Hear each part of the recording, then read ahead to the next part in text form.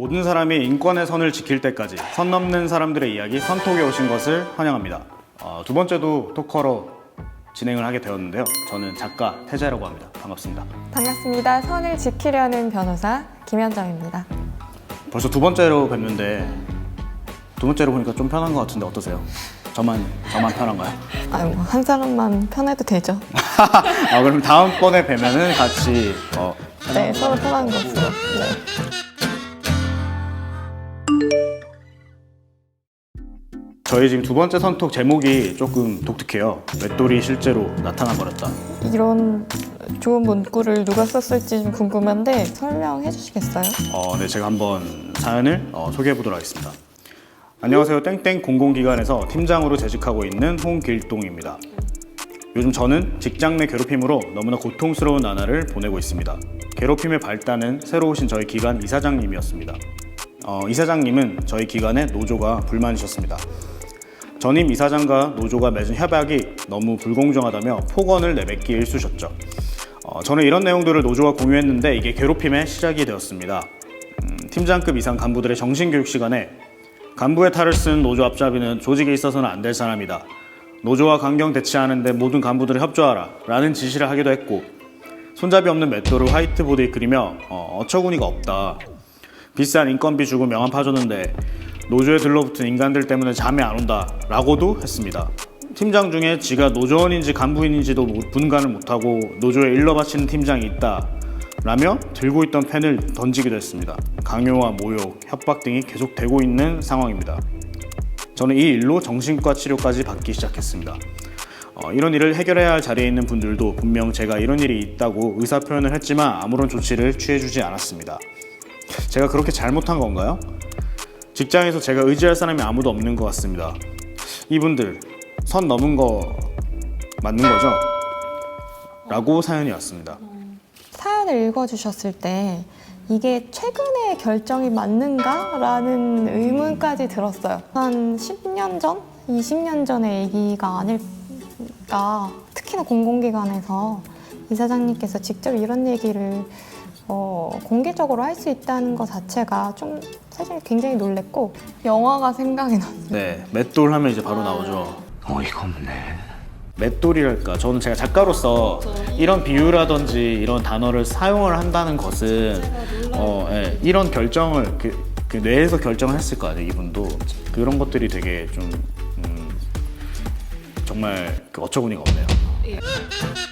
선을 좀 심각하게 넘으시는 것 같아요. 조직 안에서. 그리고 그냥 조직을 떼고 놓고 봐도 개인 대 개인으로 이렇게 그 정신과 치료까지 받을 정도로 그럼 정신적인 피해가 엄청 크다는 거잖아요. 그 치료를 받으러 가기 위해서 조퇴를 사용을 하려고 했고, 거기에 이제 직장 내 괴롭힘이라는 워딩을 사용을 하신 것 같은데, 제 생각에는 이분이 이 내용을 알리고 싶다든지 아니면 이걸 기록으로 남기기 위해서 썼지 않았을까라는 생각을 해요. 중간 관리자들한테 어떻게 보면 좀 도와달라는 신호일 수도 있겠죠. 내부적인 좀 프로세스나 절차가 있으면은 좀 도움을 달라라는 걸 수도 있을 것 같아요.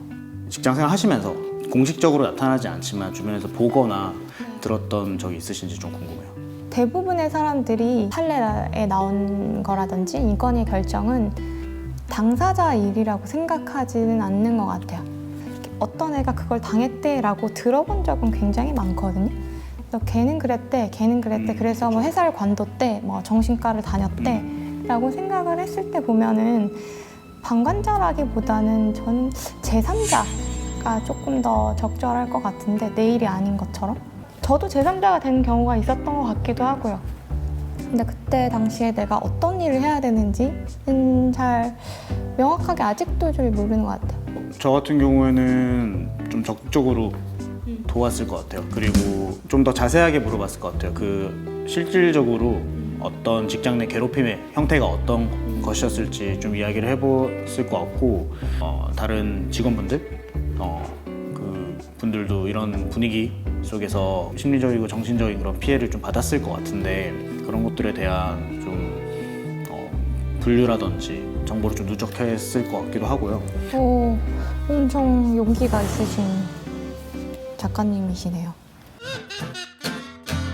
저희 지난번에 했던 첫 번째 사연도 그렇고 군대 사연도 그렇고 지금도 그렇고 이 어떻게 보면 리더의 좀 올바르지 못한 행동, 결정들, 요구들 이런 것들로 인해 사연이 오고 있는데 이런 것들이 없어질까요? 없어지지 않는다면 어떻게 흘러갈 거라고 좀 예상을 해보세요? 분위기인 것 같아요.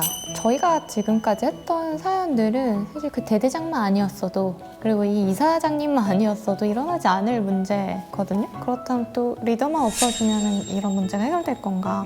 또 다른 나쁜 리더가 더 나쁜 리더가 있을 수도 있고 그런 문제인데 사실 주 5일 근무라든지 아니면 편하게 얘기를 한다든지 아니면 수평적인 명칭을 쓰는 게 사실 한 얼마 안 됐거든요.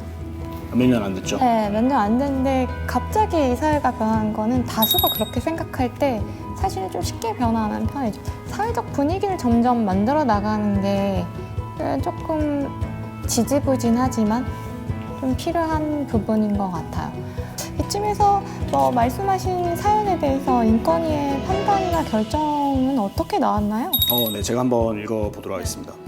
피진정인 일과 같이 기관을 대표하는 사람이 노사관계에 관한 편향적인 인식을 가지고 지속적으로 직장 내 괴롭힘을 행한다면 이는 단순히 피해 당사자의 고통에 그치지 않고 건강한 조직만 해치고 결국은 조직에 큰 손실을 초래할 것이 상당하므로 피진정인 일의 인식 개선 및 재발 방지를 위하여 피진정인 일에게 국가인권위원회에서 실시하는 특별 인권 교육을 수강할 것과 피진정기관 이사장에게 피진정기관의 핵심 관리자급인 피진정기관 소속 2급 이상 간부에 대해서 직장 내 괴롭힘 예방을 위한 인권 교육을 실시할 것을 권고하는 것이 필요하다고 판단된다 라고 결정을 내렸습니다. 잠깐 제가 지난 시간에 인권위의 결정들은 법적인 강제력이 없다고 말씀을 드렸는데요. 네. 기억을 하실지 모르겠지만 그런데도 불구하고 왜 사람들은 자꾸 인권위한테 이런 결정들을 요청을 하는 걸까요? 이게 인권 침해나 차별이 당사자한테는 정말 그 개인의 영혼을 갉아먹는 그런 고통을 줄 수가 있을 텐데 공식적인 그런 강제력, 법적인 효력은 없지만 뭔가 인정받는 기분? 내가 받았던 그런 침해나 인권 침해나 그런 심리적인 고통이나 이런 것들이 좀 더 분명해지고 내가 받은 피해가 인권 침해 선을 넘은 것이 맞나라는 그런 물음표를 가지고 있을 텐데 이렇게 진정을 올리고 나면 그 물음표들이 조금 꼿꼿한 그런 느낌표로 변하는 그런 느낌이 들지 않을까 싶어서 그런 인정받는 그리고 인권위원회는 그것을 또 인정해주는 그런 역할을 하기 때문에 이렇게 진정을 올리는 거라고 저는 생각이 되고요. 결국에는 국가인권위원회라는 기관도 하나의 기관으로서 법에서 해결하지 못하는 애매한 영역들에 대한 보완이 되고 있고 그게 이제 인정을 해줌으로써 공감을 해준다라고 이해를 하면 될 것 같은데 오늘 이야기는 좀 저 자신도 많이 돌아보게 하게 되는 것 같아요. 자, 오늘 저희 이야기는 여기서 마무리해야 될 것 같은데요. 앞으로도 인권위원회가 소개하는 이런 선톡이 그리고 작가님과 제가 함께하는 시간이 적어지기를 바라면서 오늘 여기까지 선톡이었습니다. 수고하셨습니다.